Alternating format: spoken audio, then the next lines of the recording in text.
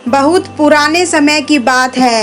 एक गांव में एक भले आदमी गंगाराम का देहांत हो गया था।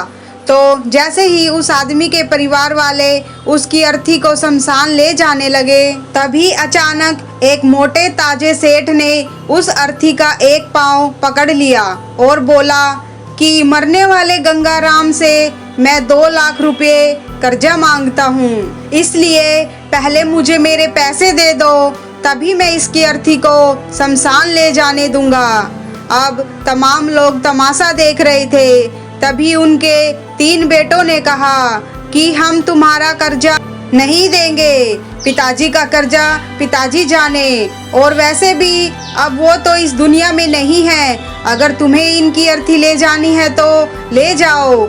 ये सुनकर पूरा गांव गंगाराम के बेटों पर थू थू कर रहा था। अब गंगाराम के तीनों बेटे उस कर्जे को देने से पीछे हट गए। तभी गंगाराम के भाइयों ने भी कह दिया कि जब बेटे कर्जा नहीं दे सकते तो हम क्यों किसी का कर्जा भरे। अब गंगाराम की अर्थी को वहां रुके हुए बहुत देर हो गई थी।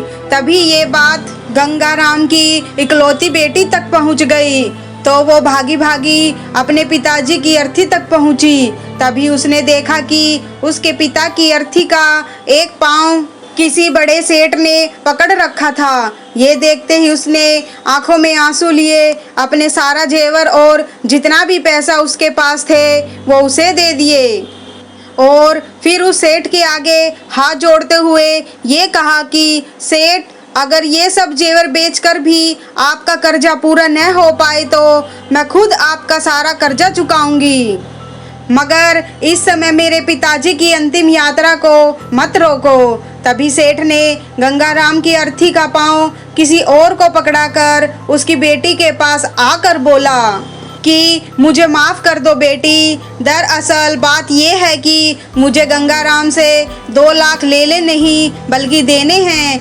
गंगाराम ने 3 साल पहले मेरी कुछ मजबूरी पड़ने पर अपनी एक ज़मीन बेचकर मुझे ये 2 लाख रुपए दिए थे, और वो तो इतना भला आदमी था कि मुझसे 1 रुपया भी ब्याज नहीं लिया। और आज जब मैं गंगाराम के रुपये लौटाने आया हूँ तो मुझे खबर मिली कि उनका देहांत हो गया, इसीलिए मैं बड़ी ही सोच में पड़ गया था कि अब ये रुपये मैं किसको दूँ। इसलिए मैंने ये खेल खेला ताकि गंगाराम जी के ये 2 लाख रुपये घर के एक ऐसे सदस्य के पास जाए जो वाकई में उनको प्यार और उनकी इज्जत करता हो। और बेटी, आज तुमने ये भी साबित कर दिया कि अपने माँ बाप को एक बेटे से बहुत ज़्यादा एक बेटी ही प्यार करती है, इसीलिए ये 2 लाख रुपये मैं तुम्हें सौंपता हूँ।